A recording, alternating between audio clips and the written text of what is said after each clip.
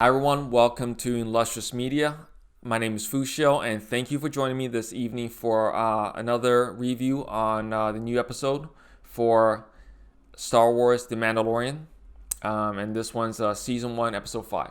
So, to start off, I did enjoy this episode quite a bit more than I did Episode 4. I think it didn't have any of the big problems that Episode 4 had, in that it does feel like, once again, a lived-in place with a lot of history and a lot of just pre-existing context. Which, okay, I get it. There on Tatooine, Mos Eisley, Starport, Spaceport. I mean, kind of where the entire Star Wars saga had begun.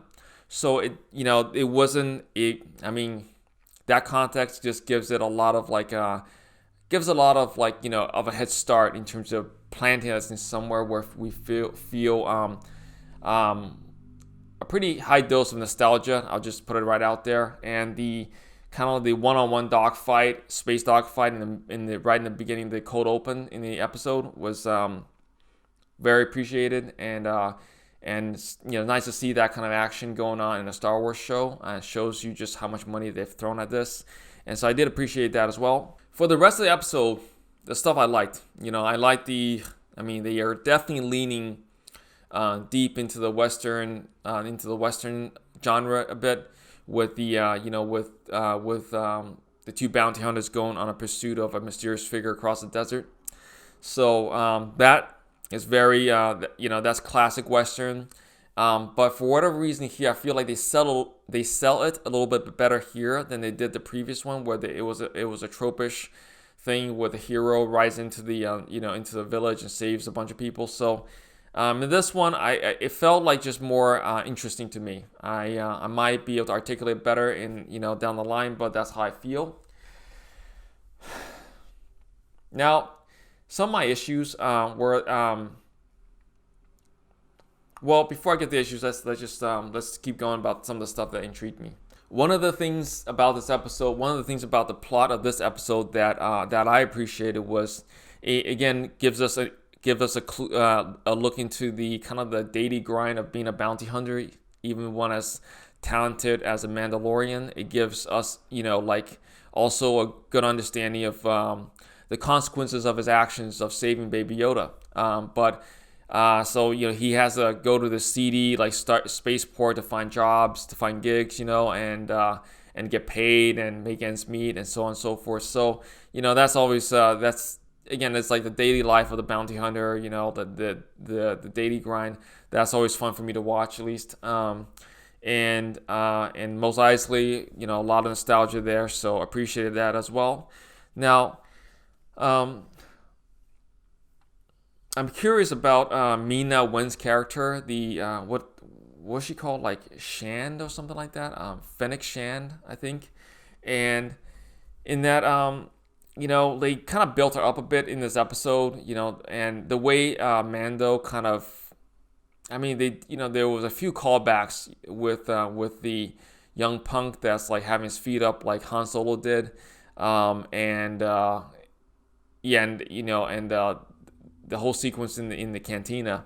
But yeah, so Mando did build up this character, this mysterious assassin, in his conversation with Toro Calican. And so I was a little disappointed that she seemed to be a throwaway character for this episode, because she gets offed pretty quickly, pretty easily.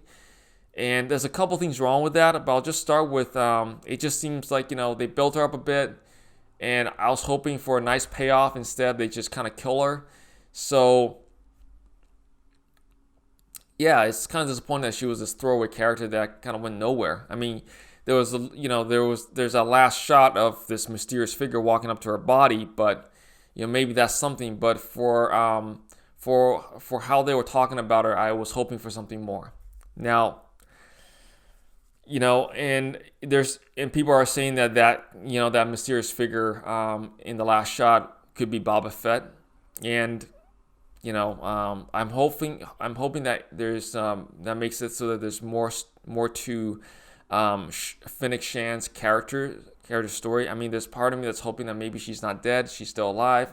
So But like, and my concern, and I am intrigued. I would be intrigued by Boba Fett showing up in this series, and I wouldn't be surprised much at all. My concern has always been that if he does show up, he might steal the show. But I think because we're like 5 episodes in, and they've done a pretty good job. Pedro Pascal has done a pretty good job portraying the Mandalorian, and and building him up. That I don't think that's gonna be much of an issue if Boba Fett does show up. So now we go towards some more of my issues with this episode. So just first off, flat out, I don't buy Jake Cannavale's performance as Toro Calican's character. In that,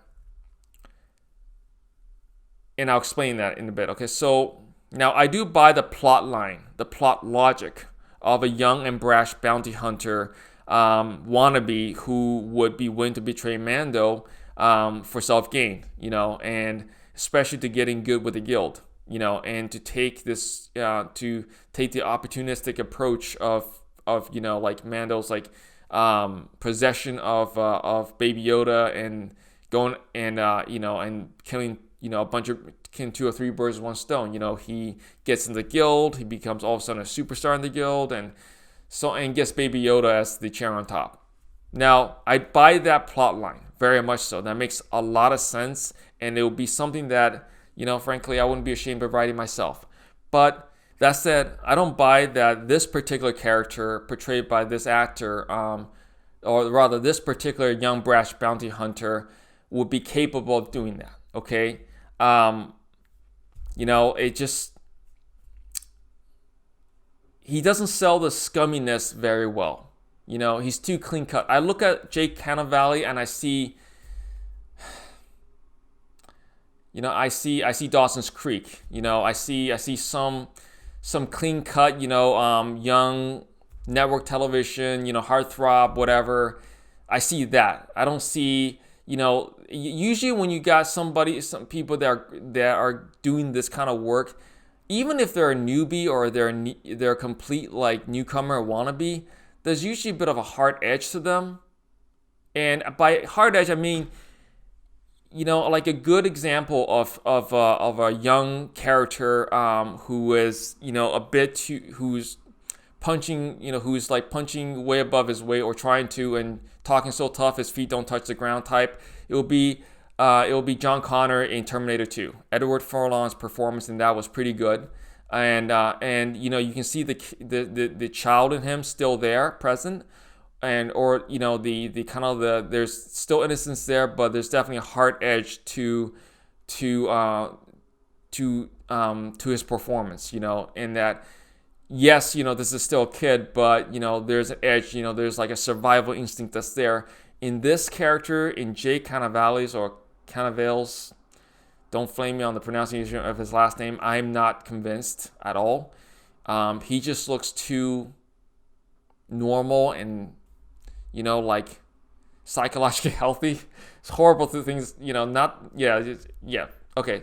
So he just seems way too, jock next door to me, to sell this like, this hard edge desire to do whatever it takes to get what he wants. I'm not buying that. So the way he played the character made his betrayal of Mando pretty unconvincing for me. There was never that much of a sign of like menacing cunning in his performance, in the energy he was throwing off during the course of the story, throughout the course of the episode. And again, he's like more of a throwaway character, so I'm not terribly surprised I didn't spend that much time to develop him. But still, when he's one of the chief main characters in the episode, it's just like, okay, and he gets bested by Mando like this, in the end, in the can't, or rather, when Mando comes riding back on the reptile. I mean, like if I were that guy, I would have been, I would have taken the sniper rifle from the assassin character, from Mina Win's Fennec Shan's character, and I would have been, like setting up a trap and all that stuff. I would not have been having like my, I would not be holding Baby Yoda and the babysitter hostage, waiting for Mando to walk in there, I would be doing something a lot more aggressive, knowing what Mando's capable of, and knowing that he's wearing armor that can pretty much block the shot of a standard blaster. I mean, Jesus, what more do you want? Yeah, it's just like, this character just seems just really, he just seems more brash and dumb than, than smart, which is, when you're supposed to be when you're playing opposite Mando, like that's the kind of character I expect, Mando to be off in the first act of the episode, not like be the antagonist that he has to take down to, save the day. So, and so I never believed for a second that he would have been a match for Mando, and this took away from a lot of the potential drama that the episode had. So, and then, now what else? So last notes. Okay, so there's been some hubbub about, there's been some hubbub about Baby Yoda going from a puppet to a CGI creation, and obviously this is going to be for next season, I think. I agree with Werner Herzog's assessment. For whatever reason, the puppet performance comes across as having more soul, more just, I don't know, it just feels like more, it's a puppet, but there's just more life there, more imperfection there. And it's just going to be, so the way I see it, if it ain't broke, don't fix it. And, they're going to go the CGI route, which I'm not sure if it's going to save money or not, but whatever. So I agree with Werner Herzog on that. And then the final note is, I'm not sure how well this episode would connect with the rest of the series. It's a bit tenuous at this point. Again, there's no indication to me, aside from the occasional bounty hunter that gets scrapped every episode so far, that the Empire is really that keen on getting this Baby Yoda back. There's not much change in terms of growth or change for Baby Yoda. So we'll have to see from that. But those are my notes on the episode as a whole.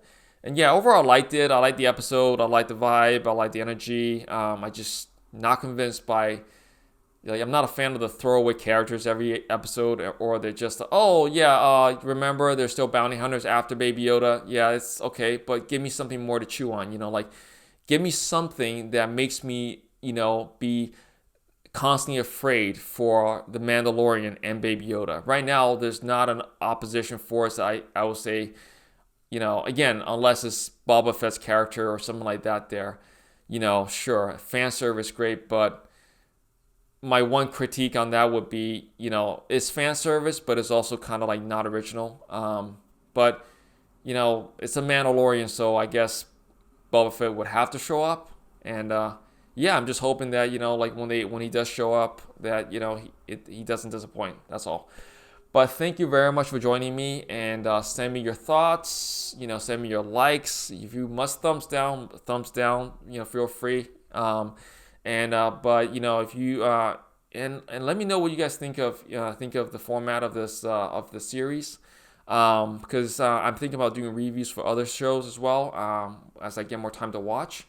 Anyway, thank you very much for joining us, and if I don't see you guys again, have a happy holiday season. Awesome.